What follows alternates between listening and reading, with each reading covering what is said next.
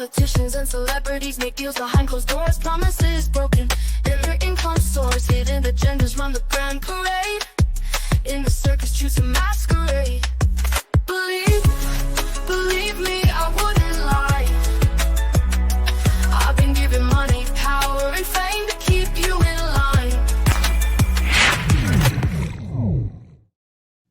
Welcome to today's episode. I am here with Chelsea, and we are going to be talking about hormones and all the fun things. So before we begin, could you give us a little introduction and tell us about how you came from your corporate career to becoming a hormone health coach? Hi, I'm Chelsea, and I'm a hormone practitioner for focusing on busy, driven women who want to release weight, feel amazing, start sleeping again, by balancing hormones, fixing gut issues, sometimes a combination of both of them, without crazy diets, without hectic cardio or any of the kind of the toxic diet culture, but really focusing on those foundations of healing hormones at a root cause level. So I was in corporate America, kind of grinding it out in a digital director role for about 10 years, and recently just left my corporate job because I'd gotten started with health coaching and it was just growing too fast. So I recently just left my job in July and have focused solely on really serving more women. And so far it's really working because the results have been fantastic. Tell us how women would know if their hormones are out of balance. What should they be looking for? It's funny because a lot of things that women just associate with being a woman or sometimes just getting older are actually signs of a hormone imbalance. So, the most common and classic signs that I see of a hormone imbalance are things like weight gain around the belly, and the hips and thighs, or just general weight gain, even if you haven't really changed much about your diet, haven't changed much about your exercise. You're just kind of seeing unexplained weight gain come on. Or just general puffiness, right? Especially as you go through your cycle, seeing huge swings in energy or mood. Digestive issues is a big one. So if you have a lot of bloating, that typically gets worse as the day goes on. And bloating after meals is definitely a sign that hormones could be out of balance. Having trouble falling asleep or 2 or 3 a.m. wake ups are pretty typical for someone who has a hormone imbalance. Things like acne, low libido, irregular or super heavy period. Having, insatiable sugar or salt cravings is another big one. Headaches, so a lot of migraines. And then obviously, if you are feeling super anxious frequently, that's another sign. And then if you have a diagnosis from a doctor, like a formal diagnosis for something like PCOS, fibroids, endometriosis, it's also a sign that your hormones are probably a little off kilter. Mm. So, what are some of the most common hormonal imbalances that you'll see in people who are like the go-go type, high achieving type of person? Everyone is so different, but the root cause of most of those hormonal imbalances is typically a cortisol issue. And cortisol, I'm sure your community is very familiar with cortisol, knowing all the things that you talk about, but it's a stress hormone. And when it's high, you oftentimes just don't look and feel the way you want to. And it's also going to be kind of the root cause that throws a lot of other hormones out of balance. And now that's not always the case. There's so many different reasons why hormones are not operating as they should. But high cortisol is typically for women I see who are, they're typically like moms, or they're balancing multiple jobs, wearing all the different hats. They're not sleeping really well. High cortisol is almost always something that shows up on their lab tests. Right. So, I know a lot of people I know have weight gain from stress, and I tell them, I think it's stress. And they're like, what are you talking about? I am a stay at home mom. I have an easy breezy lifestyle, or I love my job, whatever the excuse is. But I know because it's very obvious to the outside from the outside, like they're very anxious. They're very like, it has to be this way because they're just like so go, go, go. So, like, why is it that women can get this stressed and insist upon being not stressed? It's a self-awareness issue, right? So I think a lot of people don't know what stress actually feels like in their body. And so for a lot of the work that I do with women, it's actually just being more present in your body, understanding what your signs of stress are, because it presents differently in everyone. There's some classic signs like rapid heart rate, feeling anxious, tension. Anytime you feel like constricted or tightening is another one. But just building that self-awareness around, what's actually going on in your day. what do you feel in your physical body? What are you actually going through is something that most women who kind of they bring their emotions and their self-awareness offline when they start moving so fast that they don't have to feel. And so I think for most women, it's just actually understanding what stress feels like in their body. And why does the stress lead to the belly waking? Like how is that triggered and how can we turn that off? Cortisol balance is going to be the most important thing, right? So think about it this way. One of the main contributors of belly fat is when you are in survival mode, when your cortisol is high, you're storing fat instead of metabolizing it. So no matter what you're eating, you're not actually able to burn body fat because when your body's in survival mode, it's not going to do those less essential processes like burning body fat for fuel. It's going to shut down your digestion. It's going to kind of and instead of digesting, it's going to put more blood sugar into your bloodstream. And that it does it from places like your liver, which holds on to a lot of stored glycogen. And when it's released into your bloodstream, it starts moving through your body. Even if you're not eating anything, you're basically getting a blood sugar spike. And so that's oftentimes what is causing the weight gain around the middle. And so for most of these women, it's just a matter of, they have to be eating the right things, but they also have to be doing cortisol balance methods. Like, there's simple ones that you've probably talked all about with previous guests, but, breath work and calming rituals to just bring your cortisol down so you're not constantly spiking your own blood sugar. Hmm.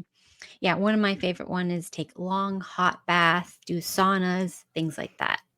Epsom Yes. salt, I love those. So, what about diet? Because they're stressed out, they're gaining weight. Let's say, does diet really matter? Is that like the biggest factor, or is it more like the stress, or do you need both in check?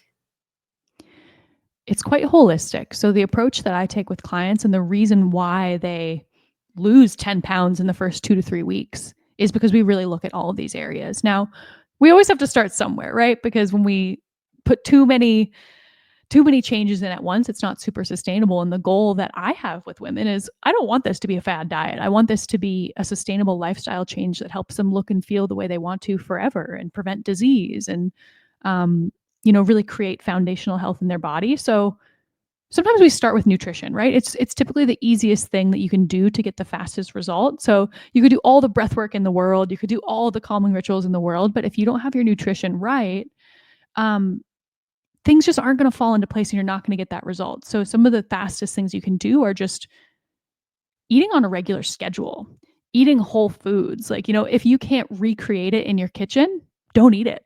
Like, and that's easier said than done. There is this kind of transition period that clients have where they're transitioning off processed foods. And it's tough, right? Because we're born, if you're from America or a lot of Western countries, you're raised on Lucky Charms and crackers and saltines. And it's like, it's not that we can never have those things. It's just those processed foods, which are very easily digested, high in sugar, high in any kind of additives or nasties that are going to actually freak your body out and say, we don't know what this is, so we're going to store it as fat. It's just going to make you quite puffy, even if it's low calorie or low fat. So getting off processed foods and focusing on just whole real foods is one of the most impactful things you can do if you actually are serious about, resolving a hormone imbalance and also releasing weight. Yeah. So, another big one that I see, like with the people who are stressed out and getting the hormonal weight gain, is the sleep is just really off. And then I also heard that women need to sleep more than men, and they're sleeping less usually. Let's be honest. So, how long should we be sleeping, and how important is sleep for our health and our hormones? Absolutely critical. And it's interesting because when you start to fix your cortisol and fix your food, you typically fix your sleep at the same time, right? So sometimes we start with one, but it affects the other. And, for women, we need 8 to 9 hours a night. And there's some people who just say, oh, I'm a night owl. I only need 5 hours. And that's just false. It's just objectively not true. Women need that rest. And once they realize how good they feel and how different life feels when they're actually getting the rest they need, they just don't realize they think they're operating well on 5 hours, but they're not. So again, it's a little bit of a self-awareness issue that people don't know until they get healthy. So for women, especially on the back half of their cycle, those couple days before their period, they're going to need that extra hour of sleep. Whereas maybe during their follicular phase, just after their period is over, leading up to ovulation, they might need less sleep. But focusing on getting those solid 8 to 9 hours, getting in bed by like 10:30 p.m. is absolutely what gets the best results for my clients. Yeah, and speaking about sleep, I have a lot of friends that before their periods, they cannot sleep. And I think like that's when they need the most sleep. So what are some tricks we can do to like get to sleep in those times where our hormones are a little? Obviously, any calming rituals you can do to get your cortisol levels down. Cortisol is going to be a little bit higher as you start approaching your period during that luteal phase, right? So any of the rituals that we talked about before to really bring it down, I use a lot of functional medicine supplementation, things like ashwagandha, magnesium, specifically looking at things like magnesium bisglycinate. Um, and there's a lot of other very powerful supplements that I use with clients who want to knock down their elevated cortisol levels and get to bed. But there's also things you can do as far as light viewing behaviors, making sure you're getting light in the morning, making sure you're dimming lights and removing the phone and any devices before you go to bed. I know it sounds obvious, but it's one of the major reasons why people aren't sleeping because they're basically signaling to their body to be alert and awake. And blue light is going to spike the cortisol. So anything you can do to just calm your body down, remove blue light, remove your phone, keep it 60 minutes away from bed is going to be really helpful. Yeah, I heard even the tiniest little light. So if you have like a clock with a light, or if you have like a air purifier, any little tiny light, you have to like get those stickers and cover them because even that has been shown to keep you awake or not give you as restful sleep. You're absolutely right. Just getting a little, like, even just electrical tape and covering it up, or just getting devices out of your bedroom, making it a really safe haven for sleep is super helpful. And what are your thoughts on the impact of caffeine on your hormones? Should we have it? Should we have green tea? Should we have coffee? Should we never drink coffee? Should we have, different types of coffee or different types of tea? The answer is it totally depends on someone's number one, body type, and number two, their hormonal situation. If someone on their lab tests in my program has high cortisol, I recommend they take it out. They don't need it anyways. They have high cortisol all day, so they already feel very alert. So we remove it just in the short term while we balance their hormones. For a lot of women, a lot of women I work with, once their body is healthy and their hormones are balanced, they don't crave it in the way they used to. They just don't even need it. So a lot of people transition to decaf, but that seems so impossible. When you are dealing with a hormone imbalance, you are exhausted, you're not eating the right things, you're craving food. So the thought of removing coffee is just so impossible. But once you start to get these foundations under your belt, it's a really good thing to consider removing, especially during certain phases of your cycle. But what I generally say is if you're having your coffee, have one coffee, have it after breakfast and before 12 p.m. After that, no more caffeine. And matcha has just as much, if not more, caffeine than some coffee. So matcha is the same. Making sure you have food in your stomach before we're not raw dogging any caffeine out here. Like we really want to have something in our belly before we have it. And then, keeping even things like green tea, which does have caffeine, even that can come before 12 p.m. for best results. Yeah, I always tell people eat breakfast and then have your coffee. So Yes. that blows people's minds. They're like, why would you would have the drink first and then you eat. I don't understand, but that's just how the culture is, I guess, here.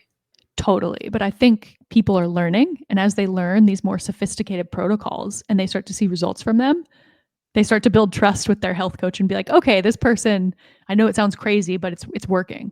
And they get the result and then they keep doing it. So if someone wants to go and test their hormones, what tests do you recommend for someone who doesn't know it at all where they're at? What type should they go to the regular doctor? Are there different functional type tests that you recommend?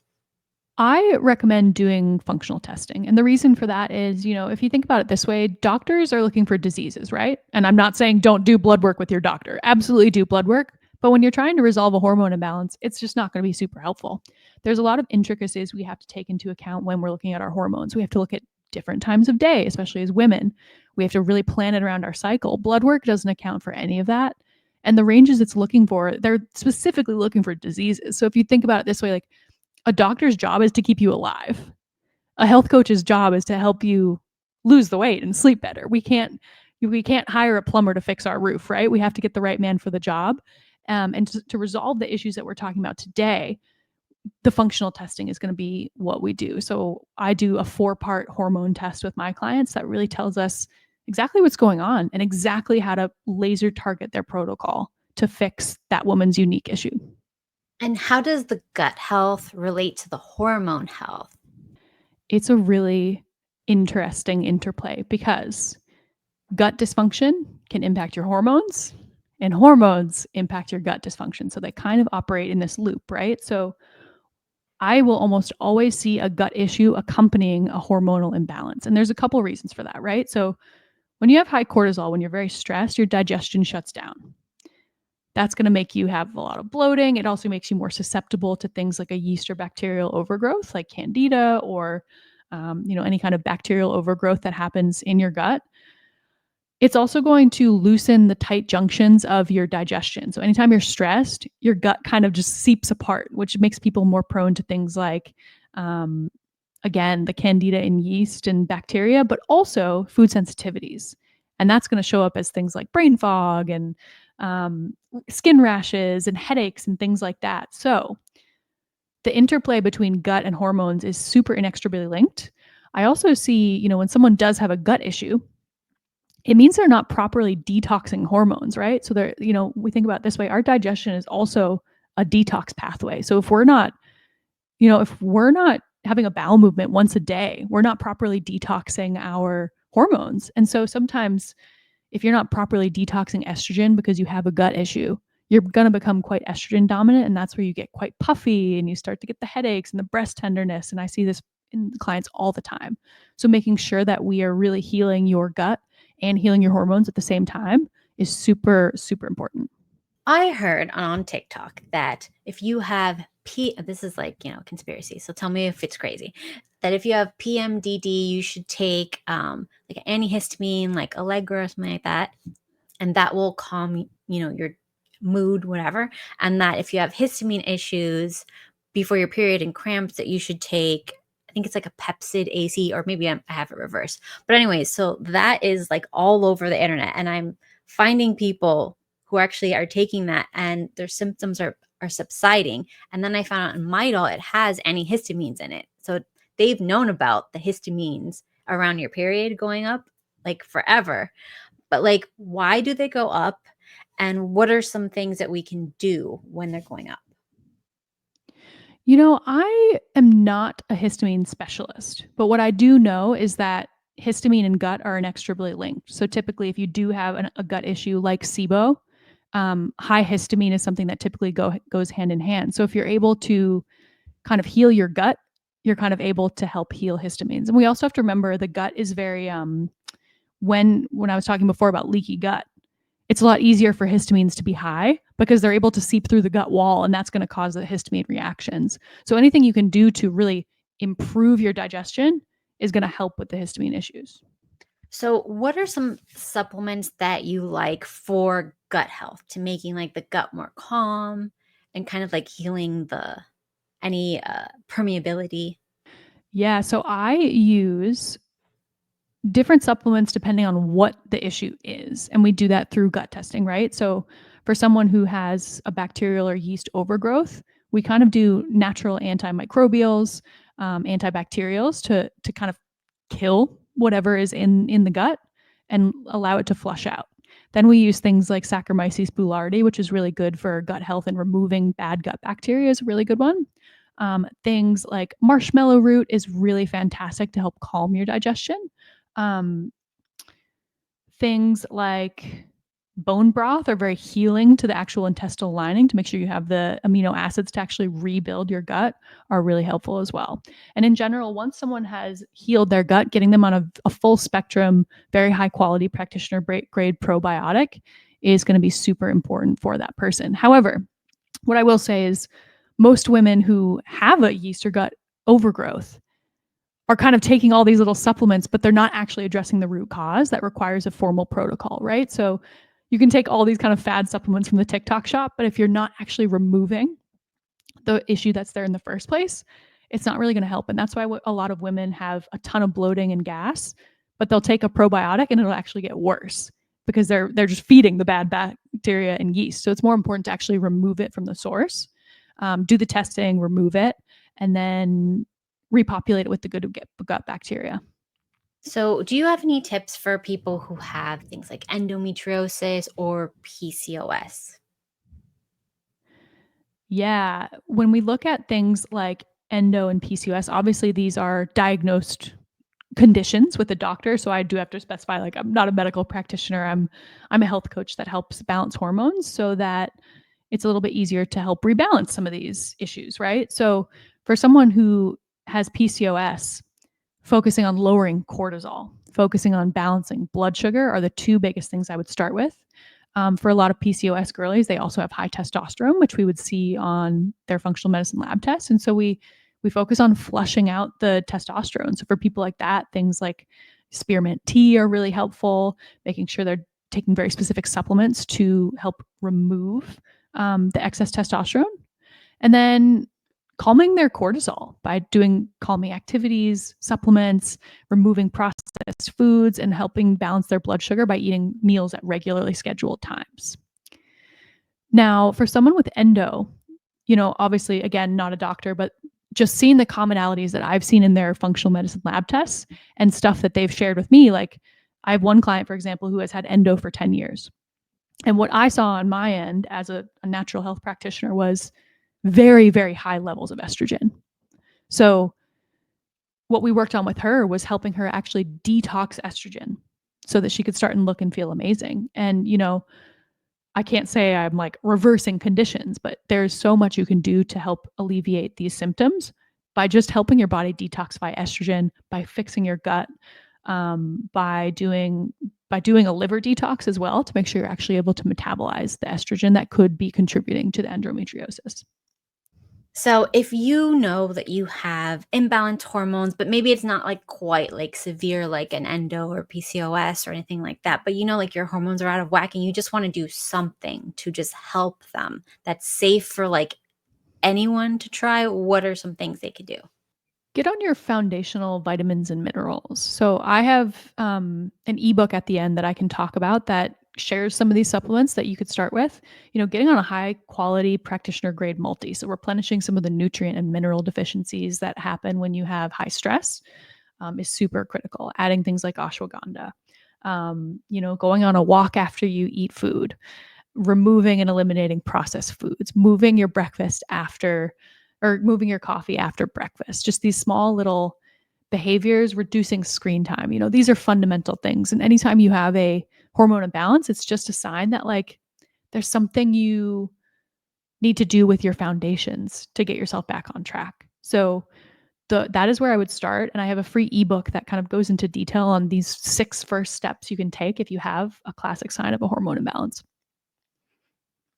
And are there any foods that you like that you would recommend or say, like, don't have these foods if your hormones are out of whack, like for or against? The ones that clients get the best results removing are gluten, dairy, sugar, alcohol. All of those 4 are going to cause higher inflammation levels in the body, which for someone with endo or PCOS is just kind of begging for more inflammation, right? And most people know that. It's just easier said than done, which is why a lot of people thrive in a program where they're actually getting the support and the accountability to make these kind of changes, because it's not always easy. Like, we just don't know how. It's almost like you have to outsource it to an expert who can help you navigate a food system that's really difficult, where you just don't know what to buy and you don't know how to make these changes. It's like making sure you have that support. The things to add are just organic fruits and vegetables, lean meats. I'm not the type of person who tells people to remove red meat. I don't think that's essential. But if you are eating meats, eating high quality, grass fed, organic varieties is just going to get you the best results. Eating healthy animals, and just removing anything that's in a bag or a box that you can't recreate in your kitchen. So, do you have any tips for women who maybe they're very busy, they can't cook their own foods, they have to go to restaurants to eat? What should they order? What should they absolutely avoid? What kind of tips do you have for those type of women? Most of my clients are in that situation. We talk so much about this because I think we have so much anxiety about going out to dinner and what we're going to eat. And it's like, can we just get ahead of it by looking at the menu in advance and saying, what do I think is just intuitively the best choice for me? Obviously, fried food is going to be the highest inflammation, have the biggest hormonal impact. So whatever you can do to stay away from the fried foods and go for, roasted veggies, salads that maybe just have, looking at the salad dressings, we want to look for things like olive oil and balsamic vinegar or lemon, whatever that is, with a little bit of salt and pepper is a really good way to avoid seed oils that are in a lot of the salad dressings. Having a veggie starter is always a really good idea. So if they have any kind of light non-fried vegetables that you could start with, like a little starter salad, is just going to help keep your blood sugar more balanced throughout the meal and less likely to derail you. And things like fish, chicken, they're always so delicious. Asking them to be cooked in butter or olive oil is always better than seed oil. And most places are more than happy to accommodate that. Okay, excellent. So let's see. What are some dietary adjustments that people can make from, like, some people say have flax seeds, some people say never have flax seeds, some people say this is a superfood, some people say don't ever touch that. So, like, are there any foods that you think these are really healthy foods that I feel comfortable suggesting to people to see if they work for them? I have a list inside my program called the High Vibe Food List, and it's consolidated every single food that is like approved. And just a summary of what that looks like, it's pretty much any fruit or vegetable. There's none that I would not eat. But obviously, there's caveats that have to be personalized for each person because some people have food sensitivities. Some have a hormonal imbalance where maybe their estrogen is really high and we want to remove certain foods. So it's so important, having a catch all for everyone is not always possible, but just starting with the foundations, just general whole food. I would never tell someone not to eat flax seeds unless they had a significant hormonal imbalance, and we would remove it just in the short term until things were more balanced. There's certain foods that if you have a gut issue, we remove in the short term. Like if you're on a gut protocol and you're addressing a deeper rooted issue, we have to remove garlic and onions. Like there's so much, which is needless to say, for the purposes of your question, it has to make sense with what's going on for that person. But in general, just stick with whole foods, avoid processed foods, and avoid gluten and dairy. Okay. And what are your thoughts on raw dairy? Because I'm a big raw dairy girl. Raw dairy is good. So it shows way lower inflammation levels in people. So I generally say, when I say dairy, I mean cow's milk, like processed cow's milk. Raw dairy, sheep's milk, and goat's milk are all on the High Vibe Food List. Awesome. Love that. So since men function in their 24-hour cycles and women more like a 28-day or so cycle, how can companies, if you could like make some sort of laws or rules for companies to help support women employees with their hormone health, what kind of things would you implement if you could? I love this question because I think with the future of the workplace and with so many women just sick, like every day on my Instagram, I can't keep track of the number of women who reach out. I can barely keep up with my volume of clients right now because women are sick and their cycles are not being honored in the workplace. They're not being honored by their families. And that's not their fault, but it is their responsibility to understand their cycles and understand their needs. And so this is what I teach people how to do, right? And this is a skill set that we build. It's not something that you learn in a week. It's, women are learning this in my program over 6 months, right? And if I was the female leader of a big company or a male leader for that matter, I would educate women of how to eat and work with their cycle. So I do this all the time. I was at LinkedIn a couple weeks ago presenting to their leadership team about how to balance their hormones in the workplace, how to plan their work and their meetings and their deliverables around their cycle. As you probably know, there's your follicular phase where you're going to feel very high, very high energy. It's a really good time to collaborate. But there's also, leading up to your period when you're in your later luteal phase, women should have a couple days off. Like either, leading up to their period or during their period, they should be able to take time off.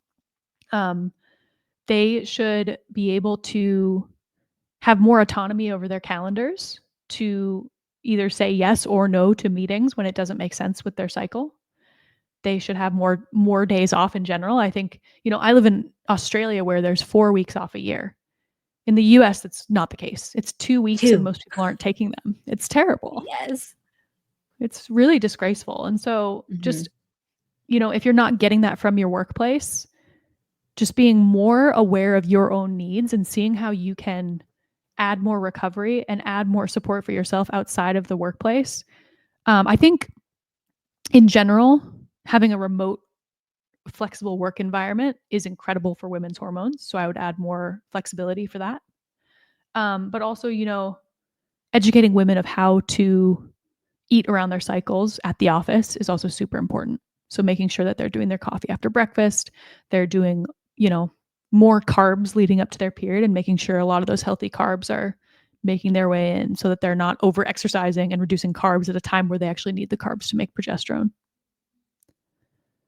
Good ideas. So, you did mention over-exercising. Can we talk about exercise? Because a lot of women started doing the HIIT training and, like, raising their cortisol, stressing out over, like, these very, high intensity type of workouts and with the loud music and the go, go, go. I'm like, that's gonna make everything so much worse. That's not how women should be exercising. Maybe like once or twice a month, maybe you can kind of get away with it, but like every day it's crazy. I used to have this problem myself, and most of my clients are in a situation where they do not have an exercising problem. They have an exercising too much problem. And obviously, this varies by person. So every one of my clients is so different. One person might come in and she's walking for 6 weeks, and the other might be reducing her spin and berries to 2 days a week because she's been doing it 7 days a week. A couple of things on this one. Number one, if you have high cortisol and you don't feel or look the way you want to, you wake up exhausted, you feel anxious all the time, reduce the HIIT, reduce the cardio, reduce the spin. I'm a spin instructor. Like I teach soul cycle style spin. And I can't sit here and tell women that they should be doing spin around their cycle. If a woman is about to start her period, I'm like, get out of the studio. You shouldn't be here. You should not be here. You should be looking after yourself. You're also not going to have a good time. Like leading up to your period, you're not meant to be doing HIIT training. And it's not like, how some women, I don't know if you've ever had this, but you walk into a spin class and some days you feel amazing and other days you feel totally crappy. And you're like, my legs can't keep up. And it's like, yeah, because you haven't honored your cycle and you haven't learned to actually move with your cycle. So, during your follicular phase, absolutely hit some spin classes, go to that berries class, do whatever you want. But leading up to your period, yoga, walking, rest is absolutely critical. And you're not going to burn the calories you think you're going to. You're not going to look and feel the way you want to if you are not syncing your workouts with your cycle. Yeah, that is so true. Because I tell women about this and they're like, they have the spin class, they have the hot yoga, they have I don't know, some track club that they're in, and they have, like, all of these things every single day, and they're like, "Well, sometimes I get tired." I'm like, "Yeah, because 'cause you're supposed to rest for a couple days before your period. You're supposed to rest. You're supposed to be tired. You're not supposed to be doing this." And it's like, "No, well, I want to do it." I'm like, "Well, that's not how nature made you." So you kinda have to just, like, lean into that if you wanna be really healthy. I mean, we can do whatever we want, but at certain times is when it's the best for us. So, like, it's just, like, it's complicated because women want to be like men, and they're like, they can do it. I wanna do it too. Like, I wanna be just like that. I wanna be better than that. Why can't I compete with this? It's really interesting you say that because I think one important question that women have to ask themselves is like, what is this chronic exercise really about for me? Because most clients I talk to, this is not the case for everyone, but most of them are just like, well, I just know it's going to be the 400 to 600 calorie burn. So I just do it. It's just what I do. And then we have a conversation about it. And I'm like, okay, well, do you have the result you want? And they're like, well, no, I have some belly fat. I'm sleeping like crap and I'm having cravings. And I'm like, okay, so if you don't have the result, should we change something here? Like, is there something that needs to change here to actually get where you want to go? And all of them, once they make these changes, the pressure to do a 600 calorie burn class every day just kind of goes away because they get a better result. Exactly. I remember I was one of those crazy high cortisol women with, like, all the HIIT and all that stuff, and I kept getting more swollen, more inflamed, more swollen. Like, this is like, I'm supposed to be getting better, not worse. But it was just the complete opposite. And then I had someone on my podcast like, yeah, you got to do the complete opposite. You need to eat more, stop cutting food. You need to eat more food so you feel like safe, your body feels safe, and then like, and stop running from the tiger, just like relax and, whatever. And now I do not do lots of exercise. I just walk after meals. I do habit stacking. So it's like, if I'm gonna make my coffee, I have to do my squats and some weights to get the coffee. And after I go to the bathroom, I have to do some squats and some weights after, like, just every time, just like if I do this, I do that. And then it's throughout the day. It's not like a stressful, I have to go somewhere and like, put the outfit on and drive. I don't do that. Everything is in the house. And like, I think that works for me. And from doing like 2 hours a day to maybe like 20 minutes here and there, it's a vastly different result. It's way better when you just do it within like what you're supposed to do. Just chill more. You're absolutely right. And it's once you get the result and see that it's possible, you build trust with yourself and it starts to make sense. But at the beginning, when you've been working out every day, 7 days a week for 3 years, and you've sort of had the result, but not really, it's hard to believe that, right? So, are there any other conflicting information or myths about your hormone health or things that you should do to lose weight or be healthier that are just wrong? Women are probably fasting wrong. um, which is why when you are doing fasting, it's really important to understand where you're at, where you are in your cycle, and making sure you're planning fasting around your cycle. Mindy Pels has some incredible books about how to fast like a girl. I highly recommend that for any woman who wants to learn. It could be anyone I work with a ton of perimenopausal and menopausal clients, and they get great results with fasting as well. So I would say just understanding your hormones. Like, people implement all these crazy changes without really understanding how it works. So just doing your diligence and educating yourself. And if you don't know how to educate yourself, working with someone like yourself or me to understand how it works is going to get you the best result. What are your thoughts on hormone replacement therapies? Do you like it, some cases, or no, you'd rather do natural things? What I see on lab tests of women, typically over 40, who go on HRT, is the hormones swing their hormones so incredibly in the opposite direction, which means that they get some really quick wins. If they have low estrogen and they go on estrogen HRT, it's extreme and it's fast. And all of a sudden they're feeling juicy and their energy levels are higher. But long term, the result swings them so out of balance that it actually has a worse effect. So I'm a big fan of rebalancing naturally. There's so many natural herbs and supplements that work for my clients to rebalance these things.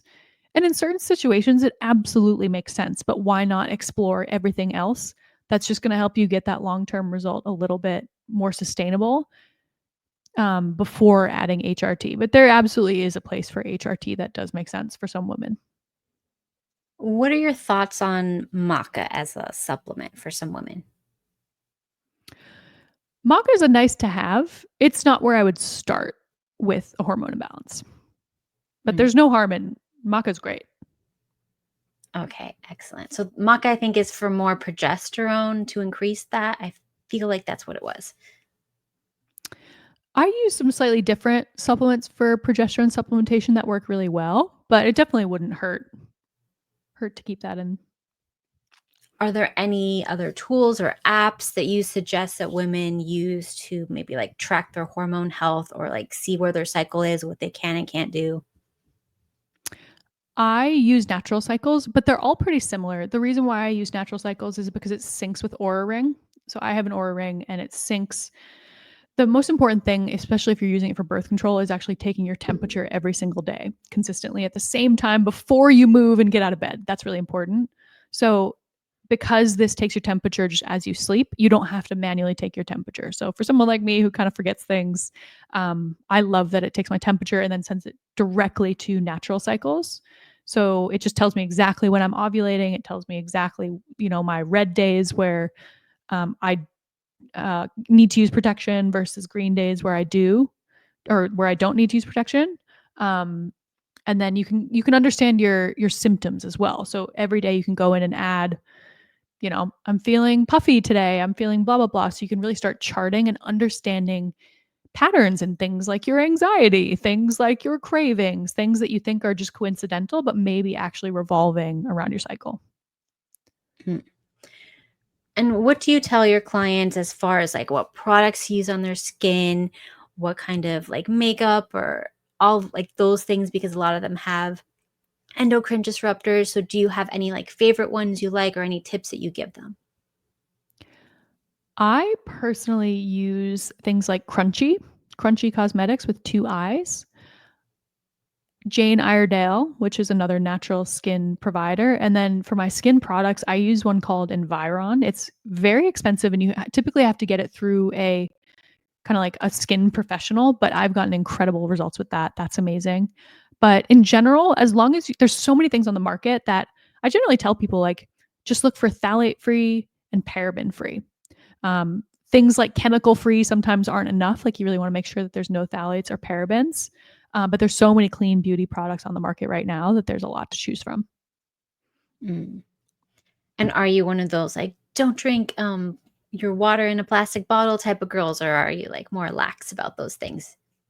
Do you feel like it moves the needle a lot with hormone issues? It's a good question because yes, there are definitely microplastics, especially in soft water bottles. So the way I think about it is like if you're at a dinner and there's bottled water, it's like, are we panicking about that? Probably not. But what we're not doing is buying a big thing of plastic water bottles, keeping it in our car, and drinking 5 of them a day. So it's just about minimizing exposure and not panicking when things aren't perfect. If you're in an airport and you're having a bottle of water, have a bottle of water. But it's like picking the biggest exposure points and removing them as much as possible and making what I typically say is like just make your home the most low tox environment possible where you're drinking out of a nice filtered water that's not bottled. If you can do that and just not worry about it when you're out of the house, you'll be fine. You created a guide for chocolate lovers looking to manage hormonal weight loss. Can you tell us a little bit more about that guide?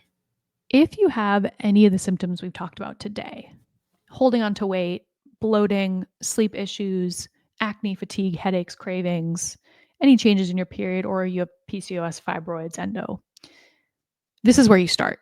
It's 6 steps of, here's the foods you should be eating. Here is some supplements you can start with. Here is a couple tips on how to fix your sleep. Here's a couple things to remove to make sure that you are able to detox. Here's when you should be eating your meals. Here's like, some structure. It's literally just the basics of where to start and start to get some quick wins.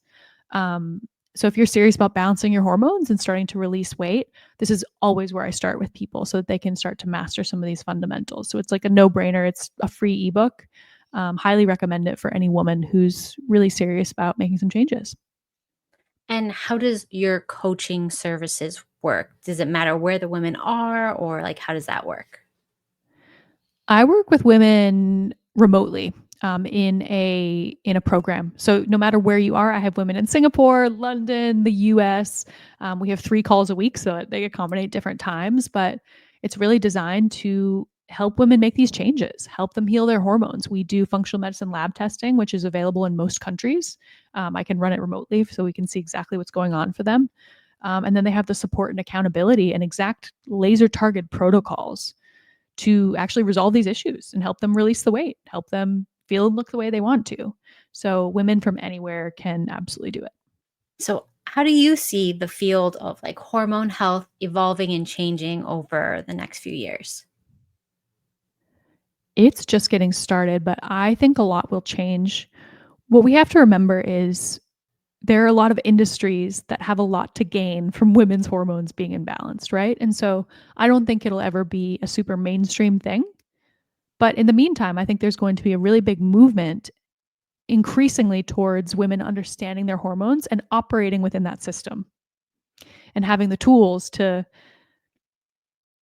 navigate a system that's not really set up. It's if you're in America, like that market is set up for profiteering. It's not set up for human health, right? And so that's what we have to remember is we have to become the experts and we have to become empowered to make decisions within a society that is not really, our health is not the primary concern, right? So when it comes to choosing foods, when it comes to structuring our schedules and balancing cortisol and drawing boundaries around technology and work, I think it's going to be increasingly acceptable for women to operate differently and make better choices for themselves.